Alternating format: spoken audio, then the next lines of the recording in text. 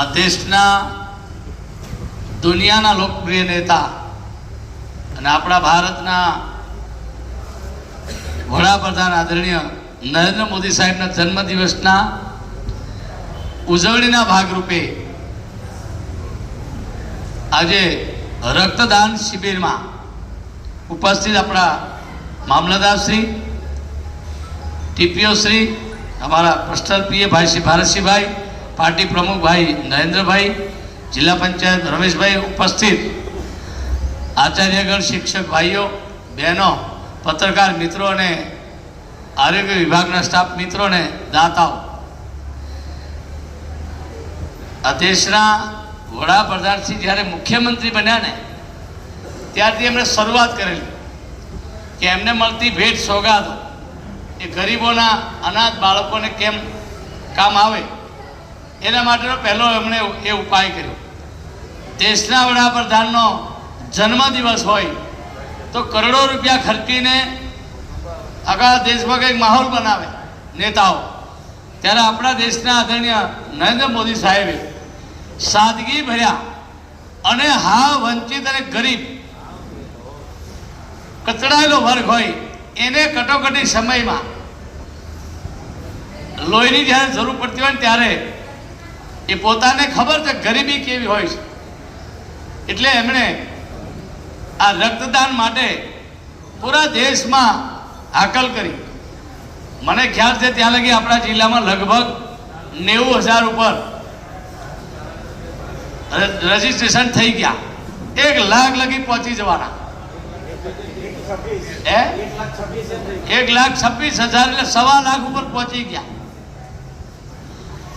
ક્યારે ઇતિહાસમાં આપણે સાંભળ્યું નથી કોઈ વડાપ્રધાન માટે જનતા કે કર્મચારી તૈયાર થાય ચાલો આપણે ઝુંબેશ ઉપાડીએ. પણ આ દેશના વડાપ્રધાન તરીકે આદરણીય નરેન્દ્ર મોદી સાહેબ કર્મચારી હોય, સામાન્ય વર્ગ હોય, મહિલા હોય, યુવા હોય, કારીગર હોય, કલાકાર હોય, આ બધા જ સમાજને એક જ હરખો પ્રેમ આપી બધાનો વિકાસ થાય એવો જેનો ભાવ છે એના માટે આખા દેશમાંથી લોકોએ સ્વયં સમય ફાળવી અને રજીસ્ટ્રેશન કરાયા. તો એનો ઇતિહાસ અલગ છે. આ દેશની જે સ્થિતિ હતી એક સમયે કે આપણે આપી શકતા નહોતા, આપણે માગવામાં આપણો નંબર હતો. ભારતનો નંબર એમાં હતો કોકની પાસેથી આશા રાખવાની. આજે આ છેલ્લા 1.5 દાયકામાં ભારતની તસવીર બદલી કાઢી. માગવાને બદલે આપણે આપવામાં સમર્થ બન્યા. પછી એ સંરક્ષણ વિભાગ હોય, આરોગ્ય વિભાગ હોય, કોઈ પણ વિભાગમાં આપણે કોઈ અન્ય દેશોની ભીખ માગવાને બદલે આપણે સ્વયં ભારતની ચીજ વસ્તુનો ઉપયોગ થાય.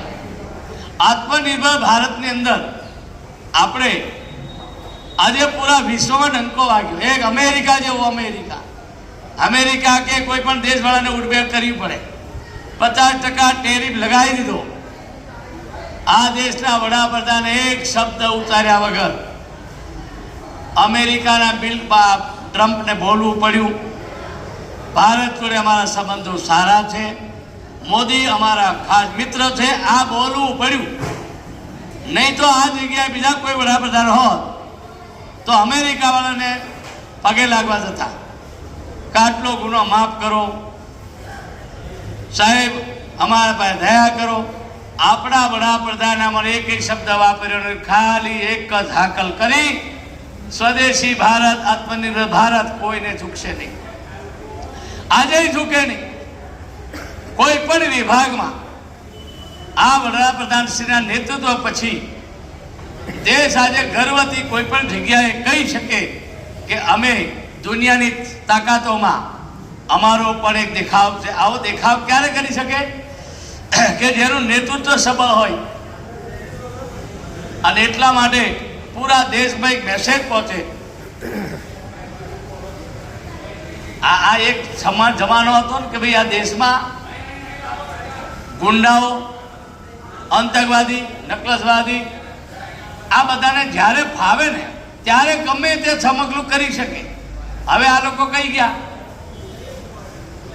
બીજા ભૂગર્ભમાં ઉતર્યા, બીજા વિદેશ જતા રહ્યા.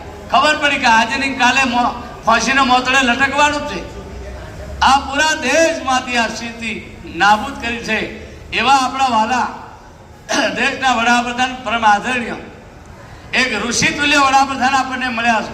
સાહેબ, કોઈ વિભાગ એવો નથી કે એમાં સરકારની નજર ના આવે. એક પણ નાનામાં નાની ચીજને આ દેશના વડાપ્રધાન પોતે મગજ ઉપર લઈ અને નિર્ણય લે છે.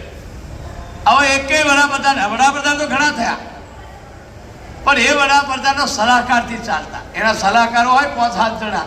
એ બતાવે કે સાહેબ દિવસ ઉગી ગયો તો ક્યાં ઉગી ગયો, પછી કે સાહેબ દિવસ બુડી ગયો તો ક્યાં બુડી ગયો, સાહેબ હવે જમી લો તો કે જમી લીધું.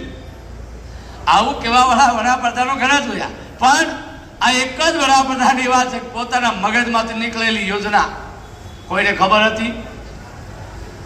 25 વર્ષ પહેલા કોઈ ગરીબનો ખાતો બેંકમાં હતા, બેંકને અધિકાર નહોતો, ઓટલે નહોતા ચડવા દેતા. અને જો ભૂલે ચૂકે જો લાવ 15,000 ડિપોઝિટ, તારું નામ પછી લખાય. કોઈને સપને ખ્યાલ હતો સફાઈ કામદાર જેવો નાનો કર્મચારી આજે વટબંધ બેંકમાં ખાતું ખોલી પોતાના પૈસાનો વહીવટ કરે. કોણે અધિકાર છૂટવી લીધા હતા? એ કોંગ્રેસના સમયમાં ગરીબો પ્રત્યે ઓરમાઈ વર્તન રાખનારા લોકો આજ શિખામણ આલવા નીકળ્યા. અને એટલા માટે દાતાઓને ખૂબ ખૂબ ધન્યવાદ. અમારી રાજ્ય સરકાર, કેન્દ્ર સરકાર સદા માટે પ્રજાના સુખ દુઃખમાં ભાગીદાર હોવાના કારણે આટલો બધો જુસ્સો આજે આપણે જોઈએ છીએ કે સરકાર પ્રત્યે લોકોનો કેટલો પ્રેમ છે એનો આ જીવતો દાખલો છે. તો ફરીવાર અમારા કર્મચારી, તમામ વિભાગના આયોજકો અને પત્રકાર મિત્રો બધાને ધન્યવાદ. ભારત માતા કી જય.